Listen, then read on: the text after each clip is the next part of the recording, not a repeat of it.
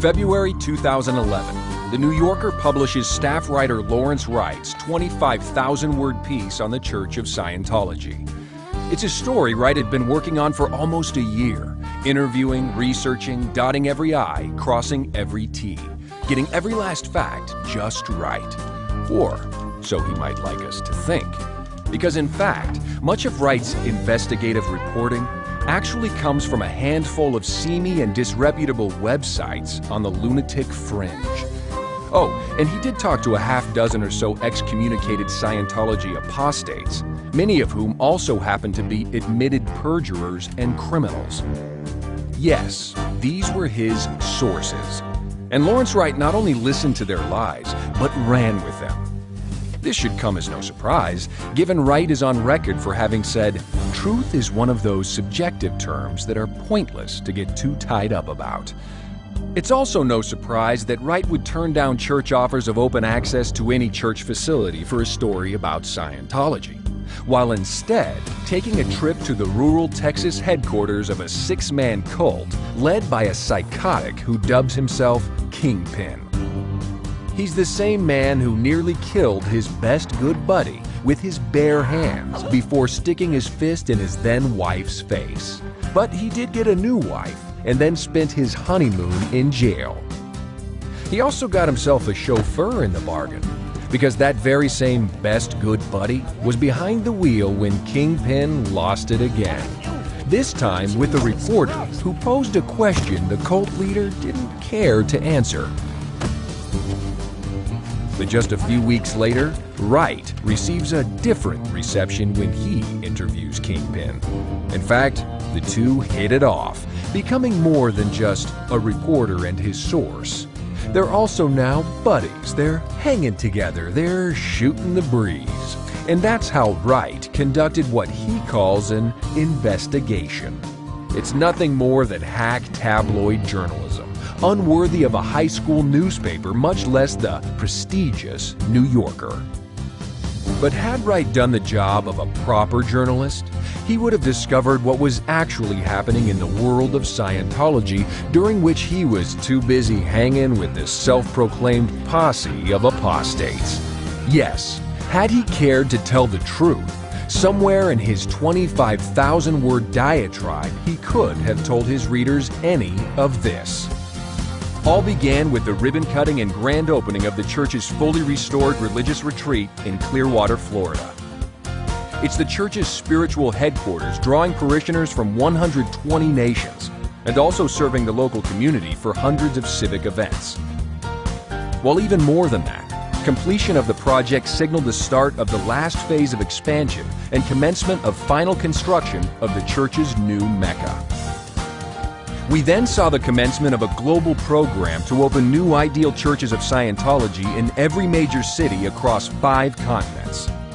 The most extensive expansion project of any church on earth. This one in the ancient Swedish seaport at Malmö. There, it was a new 72,000 square foot Scientology church on a classic northern parkland for the people of Scandinavia. Next, and just a week later, it was Dallas, Texas, for the grand opening of a new church at the Dallas Metroplex for people of the Lone Star State. And following that, it was Nashville, Tennessee, for yet another grand opening. This one in the fully restored historic landmark, now home to a Church of Scientology and Celebrity Center for Music City, USA. Then, there was the acquisition and announcement of new church advanced organizations to stand at the pinnacle of every continental zone. For Canada, a new facility in the untrammeled Ontario wilderness, located on a legendary estate totaling 190 acres. For the 21 nations of Latin America, a 250,000 square foot pinnacle of the Scientology Bridge in Mexico City. And for South Africa, the Kyalami Castle, to minister to Scientologists from across the whole African Horn.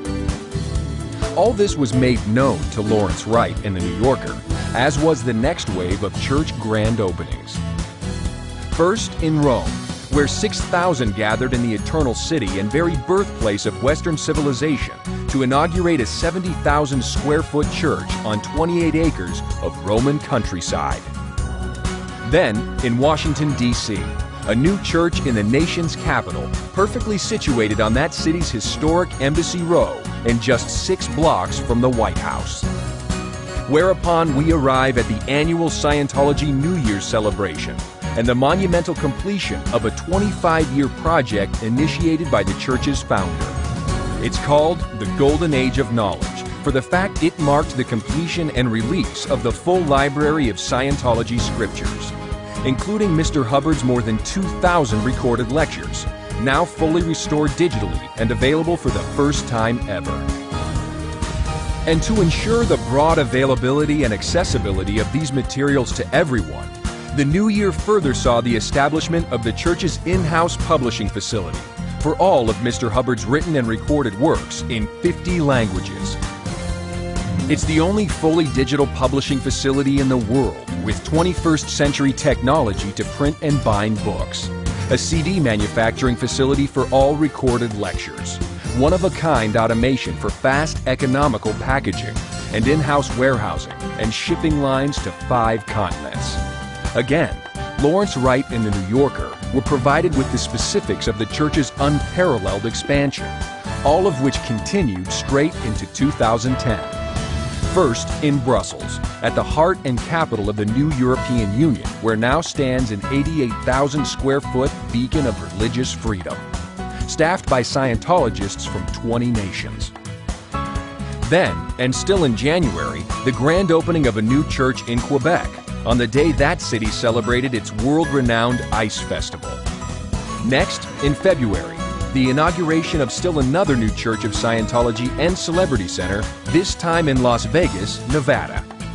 And in April, it was the grand opening celebration of a landmark Church of Scientology in Los Angeles, serving the largest concentration of Scientologists in the world. This was followed by 3 new church openings that summer. July 10th, more than 7,000 Scientologists and guests helped dedicate the National Scientology Organization in Mexico City, located in a fully restored cultural landmark. 1 week later, it was 4,000 more welcoming the new Church of Scientology of Pasadena, California, where parishioners celebrated with a newly renovated Victorian landmark, now the local center for Scientology religious services and community activities. Then, the very next week, it was a new Scientology church for the Pacific Northwest in the heart of Seattle, Washington, just blocks from the famed Space Needle. But what truly sums up 2010 was the year-end announcement of the completion of the 185,000 square foot International Dissemination and Distribution Center established in Los Angeles to meet the unprecedented demand for Scientology services and humanitarian programs. This new center generates dissemination materials for the more than 9,000 Scientology churches, missions, and affiliated groups worldwide. It houses manufacturing, distribution, and administration all under one roof and is manned entirely by church staff members.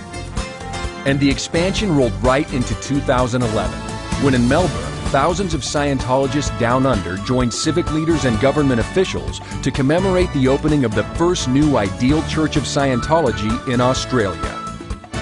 The new year also brought the dedication of the first major church in Russia, standing just a mile from the Kremlin and Red Square in central Moscow. The 65,000 square foot building is now open to meet the needs of a rapidly growing community of Russian Scientologists. None of what you've just seen made it into the pages of the New Yorker.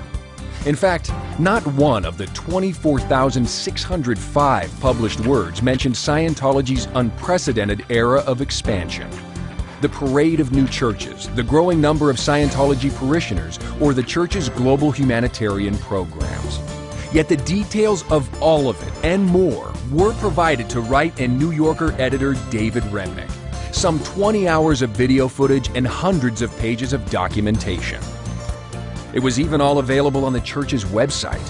But Wright, Remnick, and the New Yorker weren't interested in the truth. Because let's face it, Wright's article had nothing to do with journalistic integrity. For long before it hit newsstands, he'd already signed a deal to turn the whole sordid affair into a book. So he used sensationalism to try to garner a bit of buzz, all of which went nowhere. As for the New Yorker, this was merely an exercise in tabloid rumor mongering, all done in an attempt to boost circulation. That's why, when the real story was right in front of them, Lawrence Wright and the New Yorker didn't just publish a deceitful, shoddily researched load of anti-religious balderdash. They purposefully turned a blind eye to the truth.